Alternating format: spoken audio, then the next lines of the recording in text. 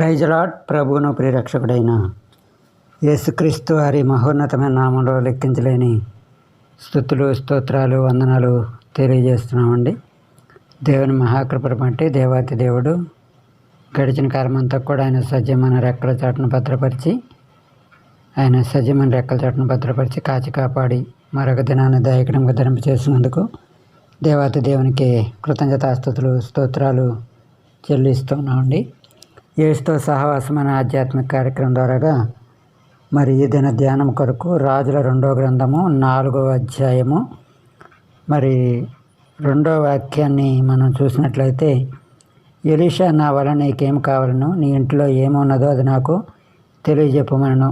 అది చూచి, నీ దాసురాలనైనా నా ఇంటిలో నూనె కుండ ఒకటి ఉన్నదని, అది తప్ప మరేమీ లేదనను అని ఇక్కడ ఎలీషాకి మరి ఎలీషా యొక్క మరి శిష్యుని భార్యకు జరిగినటువంటి ఈ విషయం మనం చూస్తున్నాం. మరి 4వ అధ్యాయం మొదటి నుంచి చూస్తే, అంతటి ప్రవక్తల శిష్యుల్లో ఒకని భార్య, నీ దాసుడైన నా పెనిమిటి చనిపోయాను, అతడు యెహోవాను భయభక్తి గలవాడై ఉండెనని నీకు తెలిసే ఉన్నది.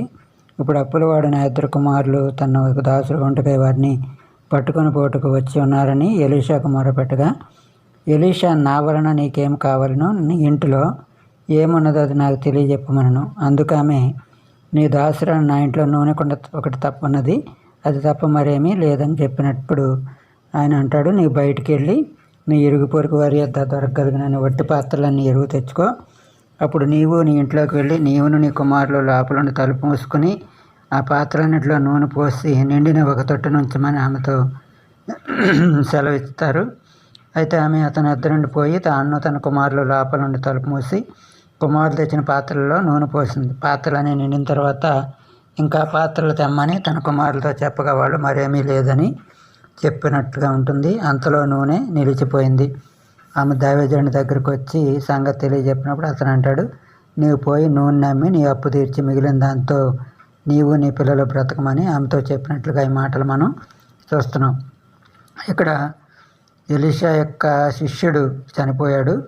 మరి తన భార్య వచ్చి, అయ్యా, మరి నీ దాసుడు యెహోవాయందు భక్తి గలవాడై నీకు తెలుసు, అయితే ఇప్పుడు అప్పులోళ్ళు నా కుమారుల్ని తనకు దాసులు కొనడానికి పట్టుకుపోవడానికి వచ్చారు అని ఎలీషాకి వచ్చి చెప్పినప్పుడు ఎలీషా అంటాడు, అమ్మ, నా వల్ల నీకేమీ కావాలను అంటాడు.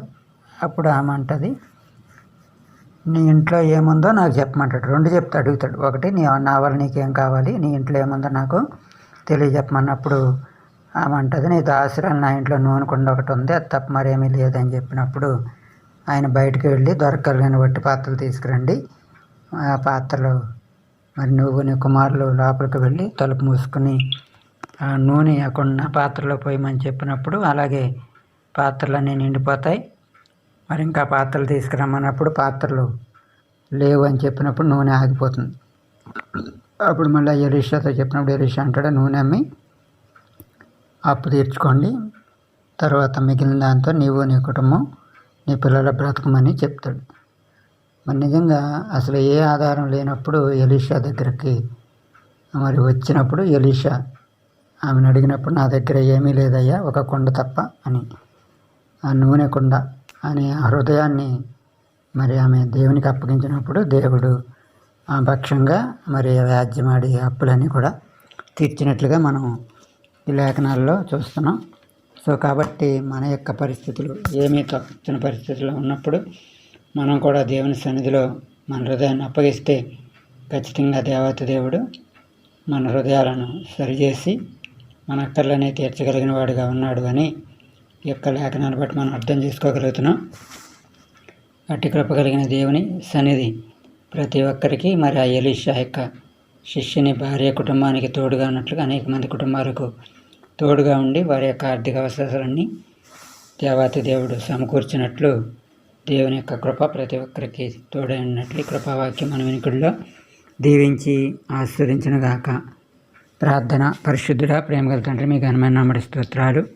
మరి నాయన, ఎలీషా యొక్క ప్రభా శిష్యుడు తన చనిపోయినప్పుడు తన భార్య వచ్చి, మరి అప్పుల వాళ్ళు ఉన్నారు, మరి నా పిల్లల్ని తీసుకుపోవడానికి వచ్చారన్నప్పుడు, నా వల్ల నీకేం కావాలి, నీ ఇంట్లో ఏముందని అడిగినప్పుడు అయ్యా మరి ఇలాగ నా ఇంట్లో నూనె కుండ తప్పేమీ లేదని చెప్పినప్పుడు మరి నాయన ఆ యొక్క పాత్రలు ఇంకా దొరకని పాత్రలు తీసుకురమ్మని ఆ పాత్రలో నూనె పోసినప్పుడు ఆ పాత్రలన్నీ నిండిపోయినప్పుడు తద్వారా ఆమె అప్పు తీర్చబడి ఆ కుటుంబం కూడా పోషించబడినట్లుగా చూడగలుగుతున్నాం. అలాగే మా హృదయం అనే నూనె కుండ నీ సన్నిధిలో అప్పగించినప్పుడు మా జీవితాల్లో కూడా గొప్ప మేలు జరిగించగలిగిన దేవుడు అని మరొకసారి లేఖనం ద్వారా మాతో మాట్లాడినందుకు వందనాలు చెల్లిస్తూ మీరే మహిమ ఘనత కీర్తి ప్రభావాలు పొందుకోమని యేసునామమున అడుగుతున్నాము తండ్రి. ఆమెన్. ఈ ప్రార్థన వసతుల కొరకు pastor Mohan 9848617879. May God bless you. Amen.